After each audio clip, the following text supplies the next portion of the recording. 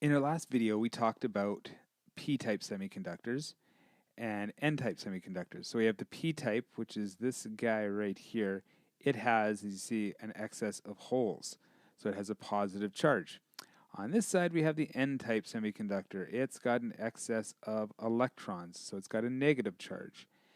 Now, on their own, these things are pretty useless, but we find that they can become very useful, though, when we take this p-type semiconductor, this fella right here, and we put him right beside this guy right here. So if we take him and we move him over there, and we take this guy and we move him over there, and we go, oh, get closer, and boom, we got them right next to each other. What's going to happen is we've got what's called a PN junction diode. And this diode acts like an electrical valve, and it allows current to flow one direction, not to be confused with the band, but not another. So we will see that as we go through this, that you're going to have current is able to flow this way, but it is not able to flow this way. So it acts like a valve. So let's see what happens when we actually put them next to each other. Now what happens is the electrons in the n-type, so all these guys right here, they see the holes in the p-type. And the p-type guys, these guys see the electrons over here. Now, everybody's mission in life is electrons like to fill holes. You can insert your innuendo joke right there. And holes like to be filled by electrons. So they kind of meet up in this middle area here. And let's take a look.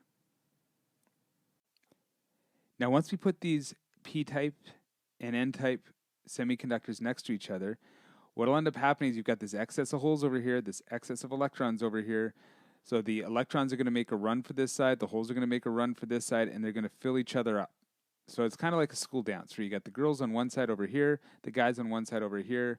The music starts, they all make a run for it. Some are left over here, some are left over here, but this is the dance happening in the center here.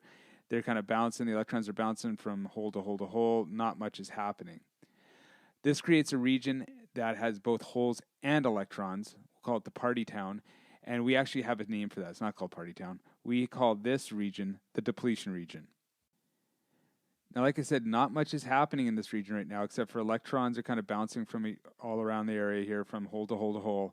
Not much direction going on. It's like this random current flow. Now, things are going to change, though, when we apply an outside force to this. Now, we're going to apply this outside force. We're going to call it a battery because that's what it is. And we're going to see what happens when we hook it up one direction. So if we have, say, positive on this side and negative on this side, or if we have the negative terminal of the battery here and the positive terminal of the battery there. That's our next goal. That is the terms reverse bias and forward bias. Now we've got it hooked up to a battery. I've got my negative terminal right here, my positive terminal here. Now remembering that likes repel and opposites attract, we're going to see that the holes that were once in the depletion region here, they're going to be attracted to this negative terminal here. So they're going to kind of stretch out to this side of the p-type. The electrons, they're attracted to the positive terminal. They move over here. So our depletion region, which used to be just right in this area, has now become huge. It's gotten over this sort of area here. There's no electrons. There's nothing happening in this area. Current will not flow. It makes this diode here act like an insulator. Now, there's something that's to be said. As long as this guy has a rating that can handle this voltage. If this voltage is too great, these electrons will break free, but we'll talk about that in another video. At this point, these holes that were in the depletion region pull over here, the electrons pull over here, and no current is flowing at this point. That is reverse bias. Now let's see what happens when we put this thing into forward bias. Now I place this guy into forward bias, which means that my n-type, which is this side here, which has the excess of electrons, is attached to the negative side of the battery. The p-type is attached to the positive side of the battery. Again, likes repel, right? So all these electrons here are going to push this guy through, and any electrons that are here is just going to get bumped, and it's going to get pushed through the holes until we get to this point there. Once it gets through the holes, this guy's just going to travel on and on down through here. The electrons get attracted there, boom, and again, the whole series continues again. Current starts to flow in the circuit. So that is forward bias. We get some current flowing, whereas before when we were in reverse bias, it acted like an insulator. The holes just went this way, the electrons went that way, and nothing happened.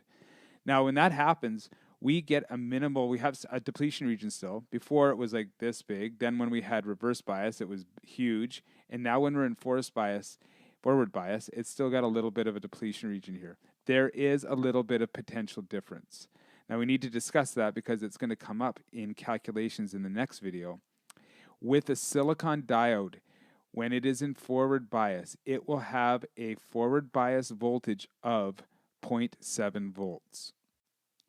Again, this is only when it is in forward bias. When it is in reverse bias, it doesn't have a forward voltage. It ends up having to be equal to the voltage across the diode from this point to this point in reverse bias will be equal to this voltage here because those holes and those electrons balance out, it hits an equilibrium, and it equals the voltage. We'll fool around with that in the calculation video. Now that's silicon. Another one that we deal with is called germanium, and a germanium has a forward voltage rating of 0.3 volts, which is to say that the volt drop across here will be 0.3 if that's a germanium diode. For all of the calculations we're going to do, you can basically assume that we're going to use silicon. It's the most common type out there.